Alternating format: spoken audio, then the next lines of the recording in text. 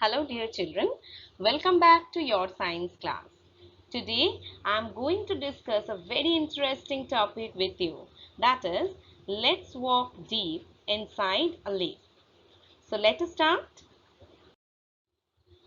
Leaves are the kitchen of the plant, or you can say it is the world's food factory, because entire living organisms dependent on the green plants for their food. So it is world's food factory. Why is it say so? Because plants perform photosynthesis here, means in the leaf. That is why leaves are known as kitchen of the plant. This is a very familiar picture. During the time of photosynthesis, plant take carbon dioxide, and after photosynthesis, it release oxygen and water as byproduct.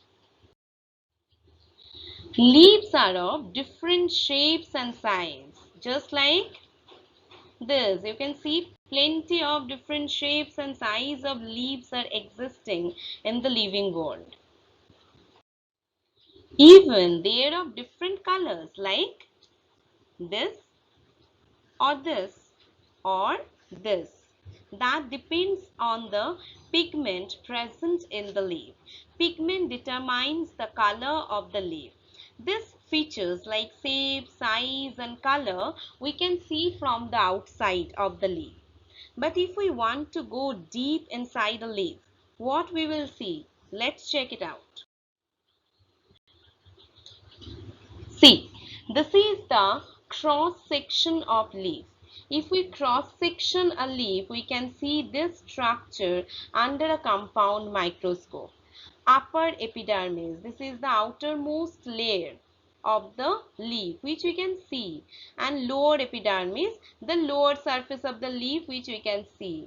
If we see deep inside it, there are two types of mesophyll cell, palisade mesophyll and spongy mesophyll. What is mesophyll? These are the photosynthetic cell. You can see they are green in color because they contain chlorophyll pigment within it, and there are air spaces in between this cell for the exchange of gases. You already have read that stomata help in exchange of gas. So this is the structure of a leaf. If we cross section a leaf and we see it under microscope. Now this is the structure of stomata through which gaseous exchange occur. This is the stomatal apparatus, and these are the guard cell covering it. When stomata is opened, it look like this, and when stomata is closed, it look like this. So this structure helps plant in breathing, in taking oxygen, releasing carbon dioxide, and in photosynthesis. At that time, they intake carbon dioxide and release oxygen. You have to remember it. During breathing, plant also take in oxygen, release carbon dioxide. But during the time of photosynthesis, they take carbon dioxide, release oxygen. This is the structure of the chloroplast. So far we are saying that because of the green pigment chlorophyll is present, the leaves looks green. Now the question is, where do this chlorophyll present? This is present inside a cell organelle, membrane bound cell organelle, namely chloroplast. It has outer membrane and inner membrane. The space between the two membranes are stroma, that you can see blue in color.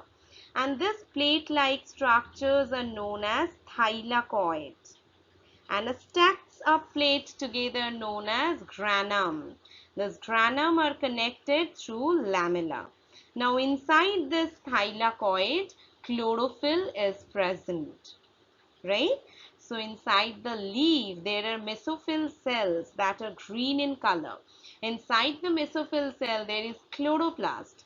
Inside the chloroplast, there is stroma, there is grana, and inside grana, there are thylakoids.